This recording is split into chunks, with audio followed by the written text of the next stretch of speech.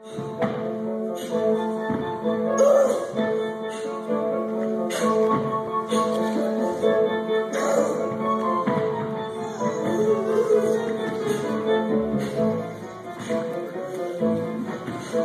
servant! Your servant! Indeed, I'm not your servant, although you give me less than servant's pay. I'm a free and independent employee. Because I'm a woman, you think like every woman, I have to be a slave or concubine. You conceit and self-indulgent, libertine.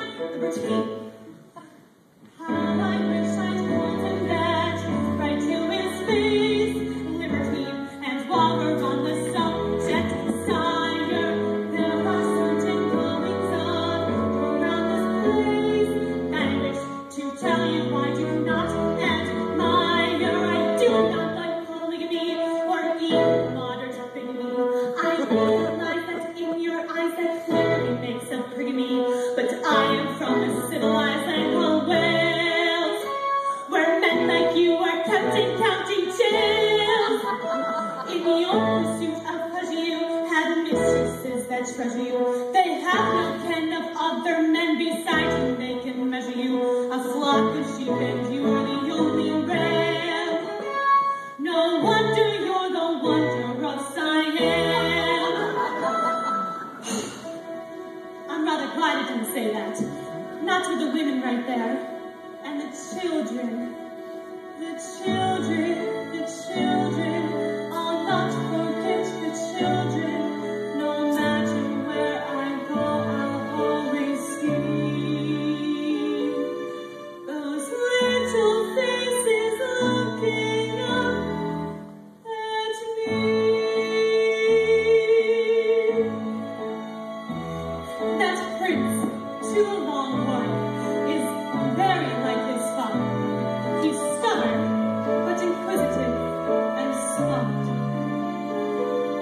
I must leave this place before they break my heart. I must leave this place before they break my heart.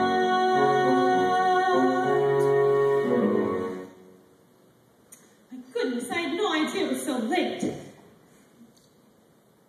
Shall I tell you what I think of you? You're spoiled. You're a conscientious worker, but you're spoiled. Giving credit where it's due, there is much I like of you, but it's also very true that you're spoiled. Everybody's always bowing to the king. Everybody has to grovel to the king. By your Buddha you undress, by your ladies you caress, but the one who loves you best is the king.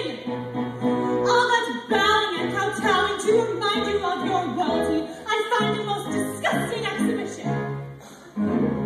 I wouldn't ask a Siamese cat to demonstrate your loyalty by taking this ridiculous position.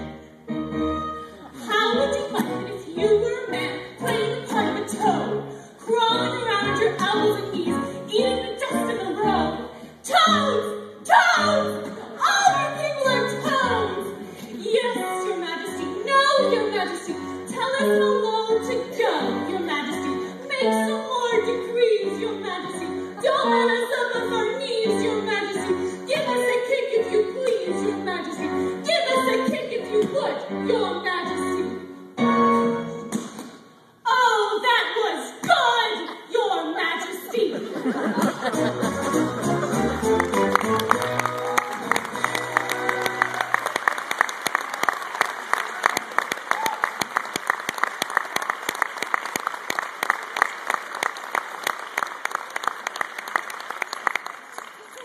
Who is it? Mrs. Anna, it is I, Lady Tiang. At this hour of the night. One moment, Lady Tiang.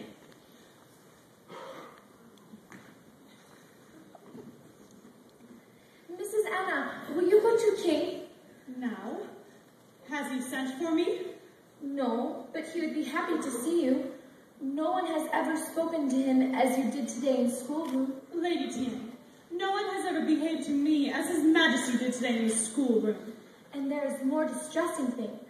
Our agents in Singapore have found letters to British government from certain people whose greedy eyes are on Siam.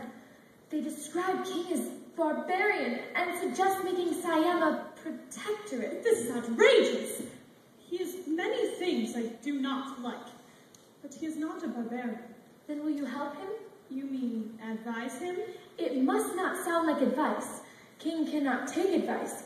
And if you go to him, he will not bring up subject. You must bring it up. I cannot go to him. It is against all my principles. Certainly not without him having asked for me. He wished to be new blood king with Western ideas, but it is hard for him, Mrs. Anna. And there's something else. Princess tucked him. I do not tell King for his sake. This I will deal with in my own way. But as for these other things, he need help, Mrs. Anna. He has you. I am not equal to his special needs. He could be great man, but he needs special help. He need you.